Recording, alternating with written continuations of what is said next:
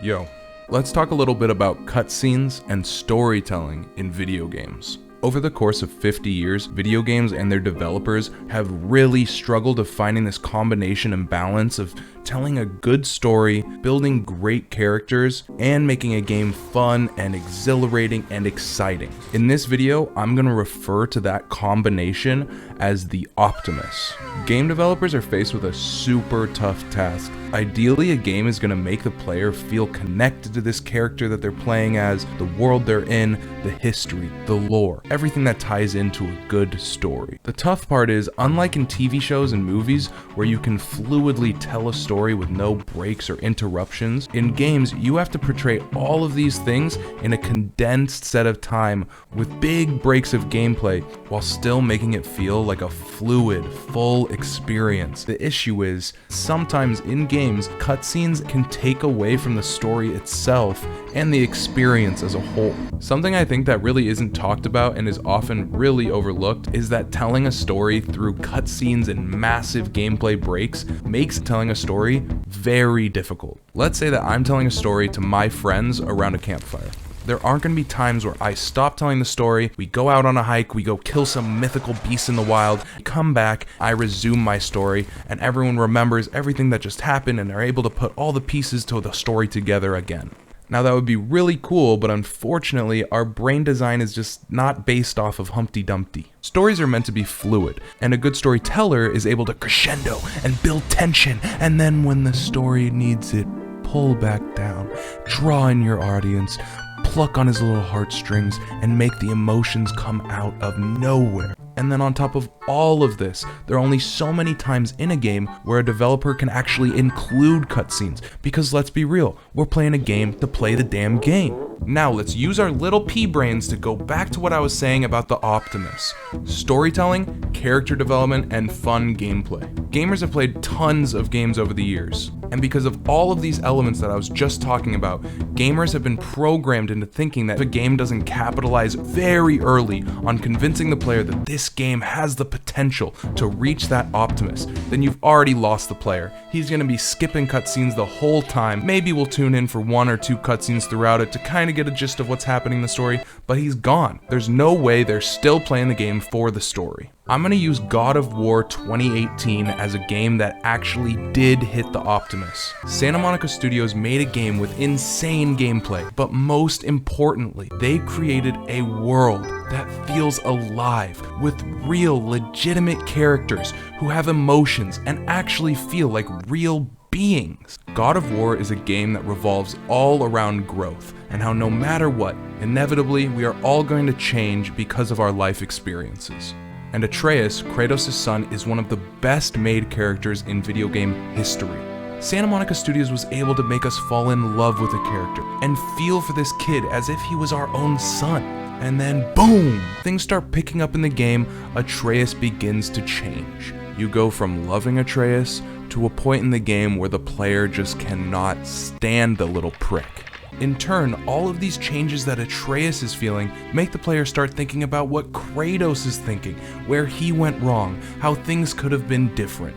I know that this is a classic trope in all stories, but the execution is flawless. I've never had a game pull me in so much and make me feel so many things about a character and then have all of those feelings flip on a dime. The storytelling and writing are out of this world. I give God of War a 10 out of 10. Perfect game, and it's not because of the gameplay, it's because of the story and the characters. And the gameplay helps a little bit.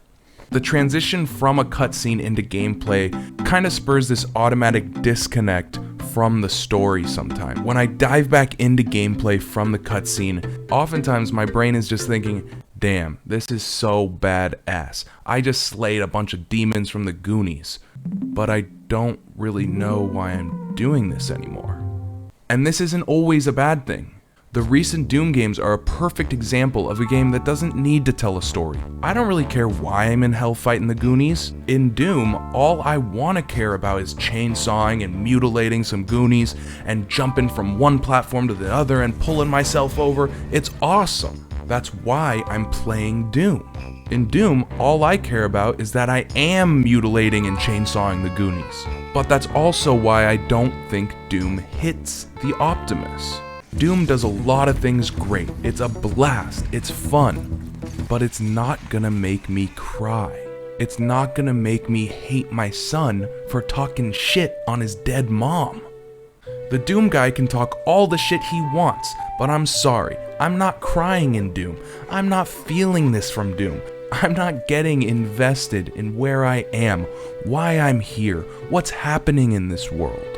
I'm doing all of that in God of War, a game that hits the Optimus. And don't get me wrong, I recognize that hitting the Optimus is damn near impossible. It's a very rare achievement for a game to reach this pinnacle. These games are special. It's a magical feeling in any story when you can make the audience feel hate, feel pain, feel compassion. It is incredible, and that's why storytelling is one of the oldest arts in the entire history of the human race.